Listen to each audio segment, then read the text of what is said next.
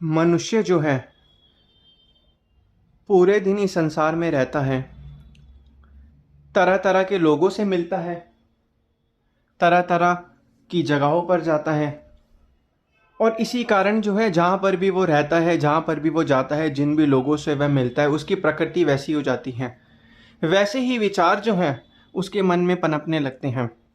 कहते हैं कि इंसान उसके आसपास जितने भी 5 लोग होते हैं उसका एवरेज सोचता है।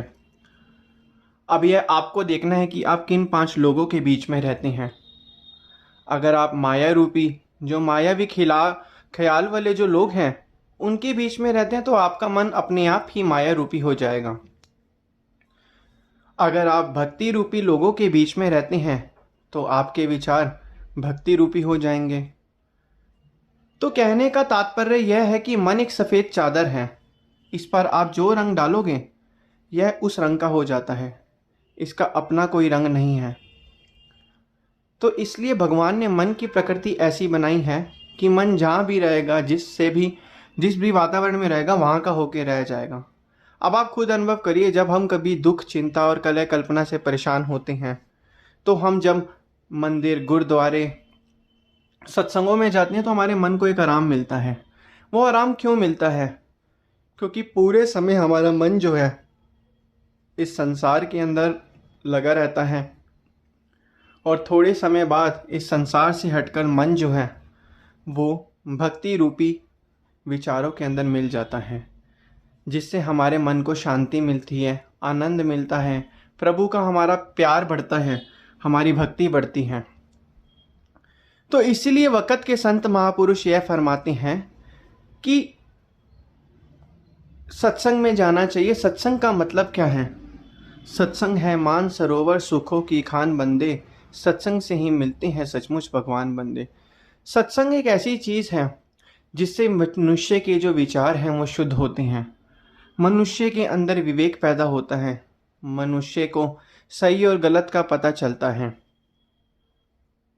अब जो लोग सत्संग में नहीं जाते, संसार रूपी माया रूपी वातावरण में रहते हैं, उनका ख्याल और उनका विचार और उनकी आदतें माया रूपी ही होती हैं।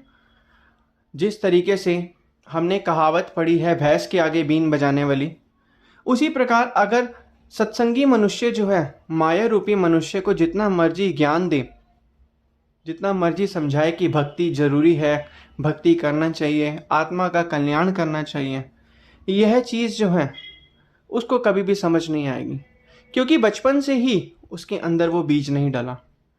और जो गुरमुख होते हैं, सत्संगी होते हैं, बचपन से उनके अंदर एक बीज डलता है भक्ति रूपी का, भक्ति का और भजन अभ्यास करने का, नाम सुमिरन आराधन करने का, सेवा करने का, सच का।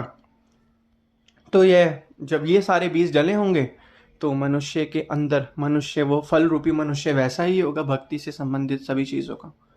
तो इसलिए वक़्त के संत महापुरुषों का यही कहना है कि सत्संग है मान सरोवर सुखों की खान बंदे, सत्संग से ही मिलते हैं सचमुच भगवान बंदे। तो सत्संग में ही हमें भगवान मिलते हैं। कहते हैं कि सत्संग में आने से जो है हमारे जो पाप कर्म है वो नष्ट हो जाते हैं और हमें जो है एक आत्मिक शांति मिलती है, ऐसा आनंद मिलता है जिस आनंद को हम हर जगह ढूंढ रहे हैं, संसार की चीज़ों में ढूंढ रहे हैं। लाख कमाते हैं तो ये सोचते हैं 5 लाख कमाएंगे तो जीवन आनंद से व्यतीत होगा, 5 लाख कमाते हैं तो सोचते हैं 50 लाख कमाएंगे तो जीवन आनंद से व्यतीत होगा, 50 लाख कमाते हैं तो ये सोचते हैं 1 करोड़ कमाएंगे तो जीवन आनंद में व्यतीत होगा। आज उन लोगों से मिलिए जो ये सब कुछ कमा भी चुके हैं, कि अभी भी उनका जीवन आनंद में हुआ? नहीं। सुख नाही रे हरि भक्ति बिना सुख नाही। यही फरमाते हैं कि सुख नहीं है भक्ति के बिना, आनंद आनंद हर कोई कहे, लेकिन आनंद कहाँ से मिलेगा, कहाँ से प्राप्त होगा? सत्संग में जाने से, भक्ति के नियमों को निभाने से, वक़्त के संतों महापुरुषों की चरण शरण में जाने से, उनकी आज्ञा और मौज में चलने से, उनके बताए गए नियमों की पालना करने से, ना कि संसार के ख्यालों को, संसार के कामों को। संसार के कामों को करते समय आपको तरक्की मिलेगी, अवश्य मिलेगी, लेकिन वो संसारिक तरक्की मिलेगी। अगर आप ये कल्पना करो कि मैं संसार के कामों को करके आत्मिक तरक्की प्राप्त करूं, तो ये तो आप धोखे में जीवन जी रहे हो। ये तो जीवन आप गलत तरीके से सोच भी रहे हो, गलत तरीके से जी रहे हो। तो इसलिए संतों महापुरुषों के यही वचन होते हैं कि जितना भी समय तुम्हारा बीत चुका है, अब अगर उस समय तुमने भक्ति करी है तो बहुत अच्छी बात है, लेकिन अब भी तुमने भक्ति नहीं करी, अभी भी तुम्हारे पास समय है। ना जाने इन श्वासों का क्या भरोसा, हमारा यही आखिरी श्वास हो, हमें नहीं पता हमने कब तक जीना है, हमें क्या किसी को भी नहीं पता हमें कब तक जीना है। तो क्यों ना इस जब तक हमारे पास जिंदगी बची है उसमें नाम सुमरन आराधन किया जाए, वरना हम फिर से 84 के चक्कर में, 84 के बंधनों में फंसते रहेंगे, फिर इस संसार में आएंगे, फिर शुरू से सब कुछ स्टार्ट करेंगे। कहते हैं कि कलयुग की जो आयु है वो 4,36,000 समथिंग साल है। कलयुग की जो आयु है जो बताया गया है, और उसमें से जो है 5,000 साल के अप्रॉक्स ही अभी तक बस पूरे हुए हैं। अप्रॉक्स 5,000 साल के अप्रॉक्स ही पूरे हुए हैं।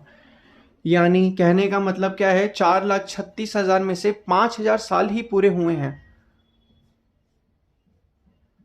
4,31,000 समथिंग जो है वो अप्रॉक्स जो है विचार अभी भी, वो सॉरी जो साल हैं वो अभी भी बचे हुए हैं।